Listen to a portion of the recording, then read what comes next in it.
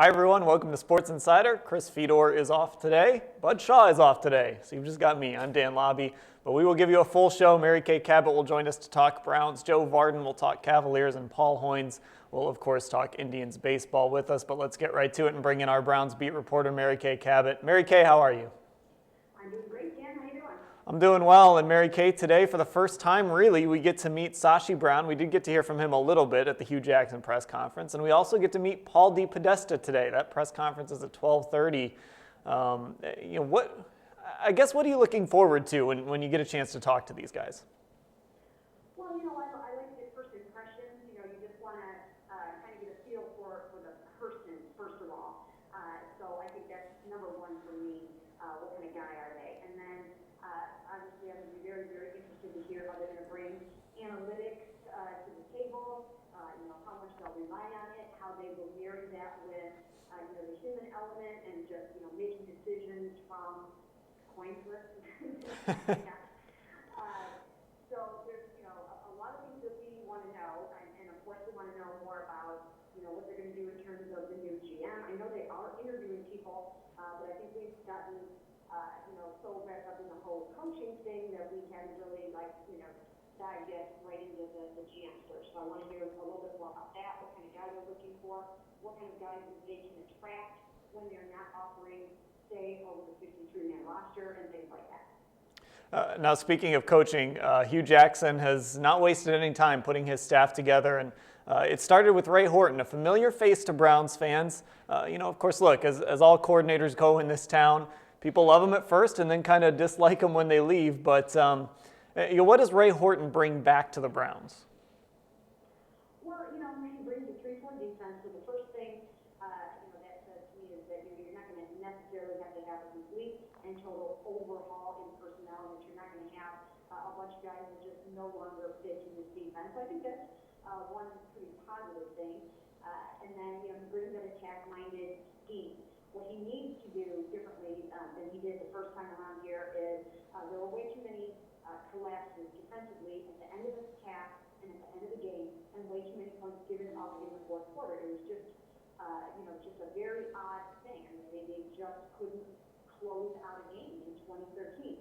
And so, he didn't have to demonstrate that he had fixed that and figure out, what the problem is. I went back and did some quotes about, him talking a lot about that, and, he was basically baffled about why it happened. And there was some really good talent on that team even in 2013. So he's got to learn to get the most out of the players on the team. I think there's some good young defensive guys that he's going to have to work with. I think, Xavier Cooper, Nate Orchard, some of those guys started to come around at the end of last season. And then there's other guys that they're getting nothing out of, and that's Barkevius Mingo, Justin Gilbert, and guys like that. Can he do anything with them? I know he liked Barkevius Mingo when he was here the first time around. Will he try to turn him back into a pass rusher? Will they try to get something out of him?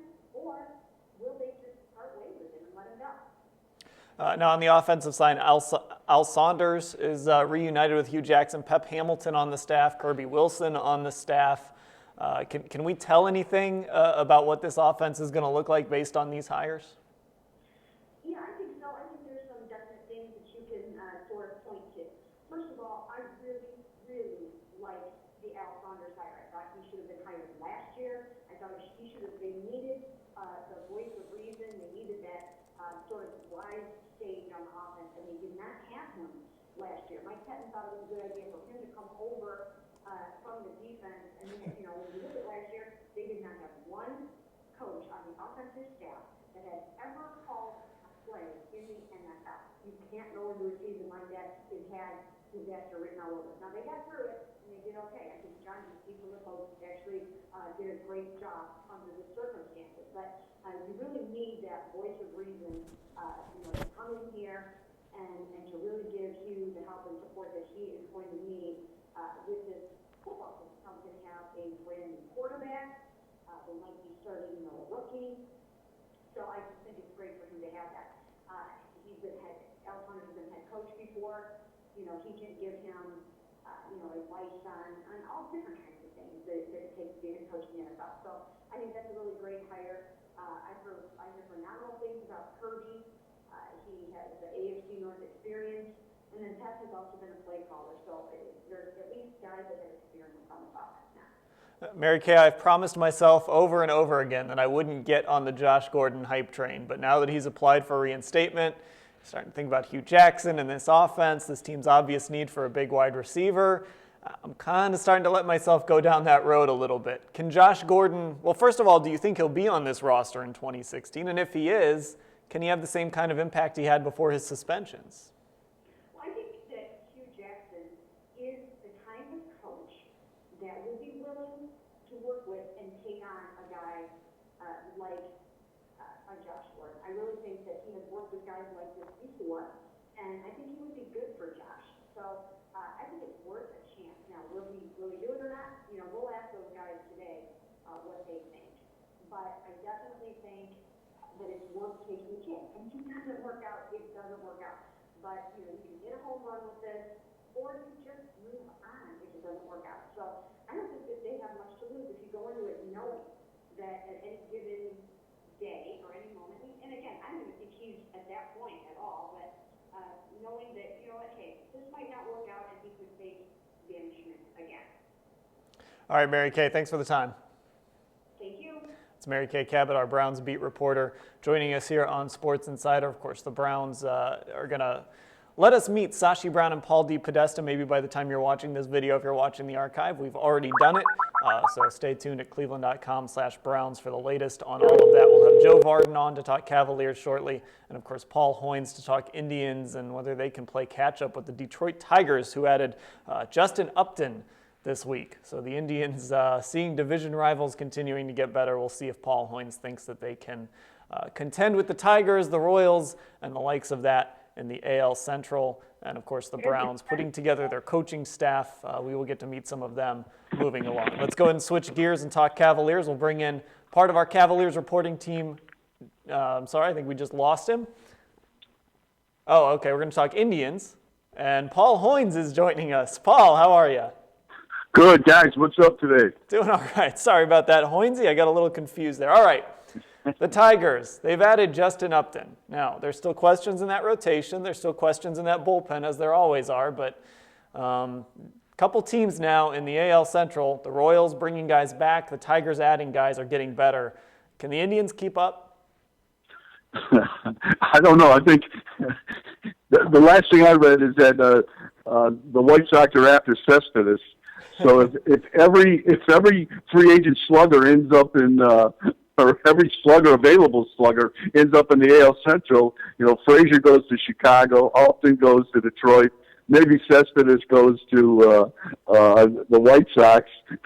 I think the Indians might. Pitching is only going to take you so far. Yeah, and of course the Indians have tried to up that offense, but you know, look, there's always the debate about whether the Dolans will spend enough money or whether they should spend money, but I think it's becoming evident that if you want to add offense, you've got to be willing to open the pocketbook, and we haven't seen that from the Indians. Right. I mean, you know, I think this offense will be better with a full season, healthy season from Yan Gomes, a full season from Francisco Lindor. But those are two things, and I think Rajah Davis and Napoli are going to help the club, but I still have a bad feeling in the pit of my stomach about this offense. I saw a lot of good pitching wasted last year because of an offense that struggled, and right now I think they'll have to be perfect. They'll have to stay healthy. You know, they're going to have to. Everything is going to have to go right for them to score enough runs to contend. Hoynesy, let's talk about Francisco Lindor a little bit. Obviously, he came up last year and was absolutely fantastic, and he's kind of front and center for a lot of the Indians' marketing campaigns. This is going to be his first full year in the big leagues, though. We have seen guys in the past, even very good players, you know, sometimes they have to go back down, sometimes they have some growing pains. What are realistic expectations for Francisco Lindor? You know, that's a great question because, you know, he came up in maybe the first 4 weeks, he struggled a little bit, and then he just took off. I mean, I remember Francona saying, you know, usually with a young guy, the league makes adjustments to him, and he struggles to make the adjustment back. Well, he said, you know, Lindor was making adjustments to the opposition before they really had a chance to, to bear down on him. So that's a good sign going into next year. But I mean, this season. But realistically, I don't think you can expect this guy to come in and really be dominate, perhaps be the best hitter, average wise in the American League from the All-Star break on. And hit 12 home runs. He really had an exceptional rookie season. He set the bar high. And we might have to, just pull in the reins a little bit here and manage expectations. So that being said, when you look at this lineup, who do you think is the most important guy? I guess, whatever they get from Gomes, they get. But, I'm looking at guys like Carlos Santana, maybe Jason Kipnis. We know Brantley's going to be out for a little while. So who do you think is the most important guy in this lineup, at least early in the year? Yeah, if you take Brantley out of the equation, I think probably Kipnis is the guy. If you remember last year when they took Michael Bourne out of the leadoff spot, I think around the end of April or early May, the team the offense really perked up. It took off, and it was because of Kipnis. Replacing Bourne in the leadoff spot, and I think he's that kind of guy. He's that kind of that igniter. He gives you power, he gives you speed, he gives you average, and we still don't know how that top three of the lineup is going to work with Brantley out if he misses all of April. So maybe they flip Lindor into the leadoff spot and drop maybe a Rajai Davis into the number 2, and maybe Kipnis hits 3. So you can work around those, but I think Kipnis is going to be a key component in the first 2 months of the year, and hopefully for the rest of, for the next 4 months after that. Hoynes, trying to take the pulse of kind of the fan base and everyone else going into spring training. I remember last year there was a lot of excitement about that team. This year I feel like, people aren't down on the team, but I do feel like people are a little, lukewarm on this team right now. What do you expect the mood to be of the team once spring training opens? I think team-wise, I think it'll be fine. The internal working parts of the team will be fine. From the outside looking in, I think fans wanted them to make a big move. The fans sense that this team is close because of the pitching, the defense, the bullpen, and I think they wanted ownership to make a big move to help put them over the top, and that didn't happen. And or so far to date, it hasn't happened, and I don't think it's going to happen unless they, kind of a trade falls out of the sky or something. But so I think there's some trepidation from fans internally. I think they feel pretty good about where they are right now. Wednesday, it is cold and snowy. I'm sure today is one of those days that you wish spring training started tomorrow. Thanks for joining us. Oh, thanks for having me. All right, that's Paul Hoynes, our Indians beat reporter. We're getting very close to spring training, of course, and there's nothing like it when it starts to snow and it's cold and you can turn on TV and watch Indians baseball. Spring is just around the corner. We're getting there, folks. Don't know how the season's going to go for the Tribe, but you never know. With that pitching staff, if the offense can give them enough runs, maybe they can hang around enough. All right, let's go ahead and switch gears and talk Cavaliers. Now we bring in Joe Vardon. Joe, how are you? I'm doing just fine, Dan. How you doing? I'm doing well. All right, Joe. The Cavs with a win last night. Obviously, they've got to beat Brooklyn. But let's go back to that Golden State game and kind of the couple days after. What kind of sense did you get from this team, not just post-game, but just kind of, moving on after that loss? Well, I think Monday probably went about as I expected. Afterwards, no one expected to see what we saw on the court, and actually, I thought that they would play well and win that game, and kind of flip the narrative a little bit. And so I couldn't have been further from correct. But getting back to your question, when things go that poorly for a team with the expectations that the Cavs have, I just think in the heat of the moment you're going to have a little bit of negativity, and certainly that's what you saw. LeBron wasn't in the best place. I don't care what Kevin tried to say last night about his comment, but I mean, he meant what he said on Monday, in my view. And you know what? That's probably okay. It's good to be upset in the moment. The Cavs didn't overreact, I don't think. And the truth of the matter is that this season is, as we say, all the time, it's really long. And one night in January ultimately won't or shouldn't impact how your season goes. And I think that there's some realization of that. I mean, the Cavs at this time last year were like 20-20 or something like that, and no one had them doing anything. And of course they won 12 in a row, and all of a sudden they were cruising towards the playoffs. So, they're way ahead of where they were last year. It was a really bad night, and it did expose some problems, but there's plenty of time to fix some of those. Joe, we're kind of back at this Kevin Love thing again. Early in the season, it sort of went away because he was playing well. Now Kyrie Irving is back. And then you had Monday night, and Kevin Love looked shaky defensively, to say the least. Didn't give you much offensively. How do you feel about Kevin Love and his fit on this team? And can the Cavaliers get this figured out? I mean, look, they have 4.5 months till they might have to play the Warriors again. Can they get it figured out in that time? Yeah, I mean, I think they can. They certainly had it figured out in the playoffs against Boston. I mean, Kevin was really good, and those games all mattered. And so I think they can, the three of them. I go back to something that was starting to percolate before the big 6-game road trip, which was the front office would prefer that Iman Shumpert start over J.R. Smith, and it's got almost nothing to do with J.R.'s level of play. I mean, minus running over I think it was Harrison Barnes. Minus doing that, he's been fantastic. It's more of a case of with the starting five of that includes Iman Shumpert, then Kevin Love is your third option, guaranteed. Some nights he's your second option. And that enables him to do more of what he needs to do, which is score the ball and rebound. And then you make up for his fairly poor defense with, a top-level defender in Shumpert. JR is not a bad defender, and he gives effort.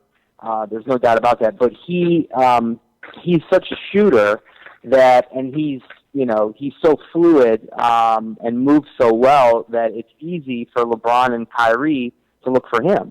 And you've seen that. I mean, you have absolutely seen that, and there's no arguing that in part Kevin's drop in production since Kyrie Irving came back is due to J.R. Smith's hot streak. And Kevin just doesn't handle that well, and then it kind of bleeds over into his defense where he's already pretty bad, and all of a sudden you've got a sulking, slow,